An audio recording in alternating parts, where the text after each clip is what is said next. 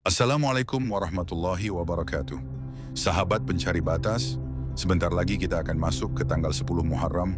Di sebagian tempat, hari ini sering disambut dengan membuat bubur syura, tapi sebenarnya, pernahkah kita bertanya, apakah itu bagian dari ajaran Islam atau sekadar budaya yang berkembang di tengah umat Islam? Sebelum itu, jangan lupa untuk terus dukung channel Batas Islami dengan cara like, komen, dan subscribe. Nyalakan loncengnya agar tidak ketinggalan video menarik lainnya. Mari kita mulai kisahnya.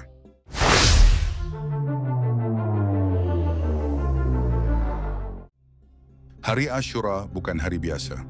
Dalam Islam, 10 Muharram punya sejarah agung. Di hari itulah Allah menyelamatkan Nabi Musa dan Bani Israel dari Fir'aun yang zalim. Rasulullah Shallallahu Alaihi Wasallam bersabda, hari ini adalah hari yang agung, hari ketika Allah menyelamatkan Musa dan kaumnya. Hadis riwayat Muslim nomor 1130. Ketika Rasulullah tiba di Madinah dan melihat orang Yahudi berpuasa pada 10 Muharram, beliau bersabda, kami lebih berhak atas Musa daripada kalian. Lalu beliau berpuasa dan memerintahkan umat Islam berpuasa. Hadis riwayat Bukhari dan Muslim. Namun ada riwayat lain yang menambah warna dalam tradisi Asyura. Disebutkan bahwa ketika banjir besar surut dan bahtera Nabi Nuh alaihissalam mendarat di Gunung Judi, para penumpang kapal hanya memiliki sisa-sisa makanan, biji-bijian, gandum, kacang-kacangan. Lalu mereka memasaknya menjadi satu bubur bersama.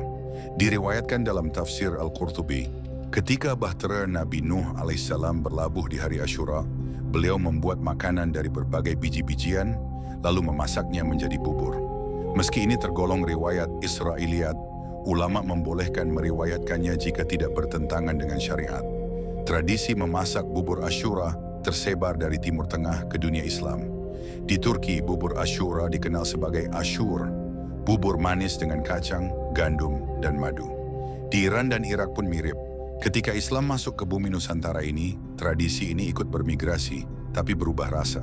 Bubur Asyura menjadi bubur syuro, gurih, bersantan, dan dibagikan ke tetangga atau dikumpulkan di mushola maupun masjid untuk saling tukar-menukar, lalu dimakan bersama. Lalu, bagaimana pendapat para ulama? Apakah membuat bubur syuro itu ibadah atau hanya budaya? Syekh Utsaimin rahimahullah di dalam Majmu' Fatawa menjelaskan, jika seseorang meyakini suatu makanan di hari tertentu sebagai ibadah, itu bid'ah. Tapi jika hanya sebagai kebiasaan yang mubah, maka boleh. Imam An-Nawawi rahimahullah pun menjelaskan di dalam Syarah Al-Muhadzab, selama tidak diyakini sebagai ibadah yang ditentukan, maka adat semacam ini diperbolehkan sebagai bentuk ta'awun atau tolong-menolong dan syiar sosial. Dalam kaidah fiqih disebutkan, asal segala sesuatu adalah mubah kecuali ada dalil yang melarang. Membuat dan memakan bubur syura selama tidak diyakini sebagai ibadah khusus yang berpahala secara syar'i dan tidak ada unsur maksiat, maka hukumnya mubah, boleh.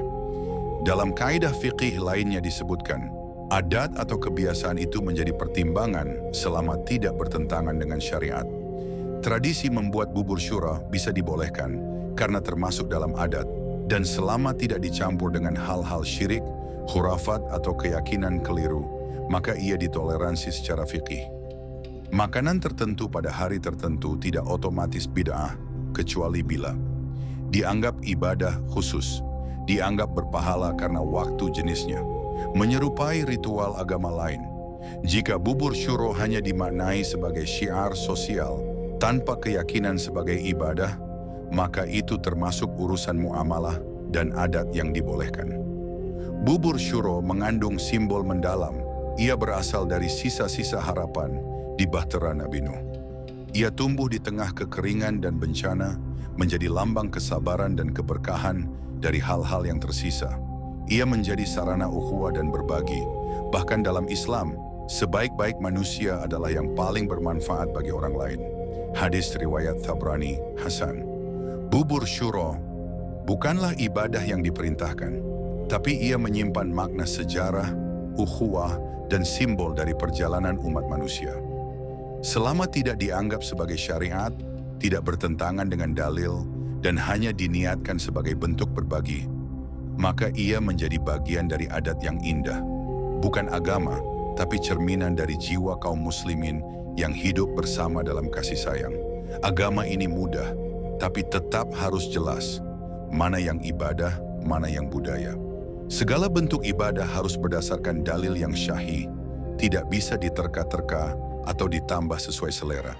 Tradisi bubur syura boleh dilestarikan, tapi ingat, jangan sampai hanya sibuk di dapur, lupa menunaikan puasa Asyura. Yang utama tetap utama. Sunnah Nabi tidak boleh dikalahkan oleh adat. Dahulukan ibadah, barulah budaya. Terima kasih telah menemani kami sampai akhir. Sampai jumpa di kisah berikutnya. Wassalamualaikum warahmatullahi wabarakatuh.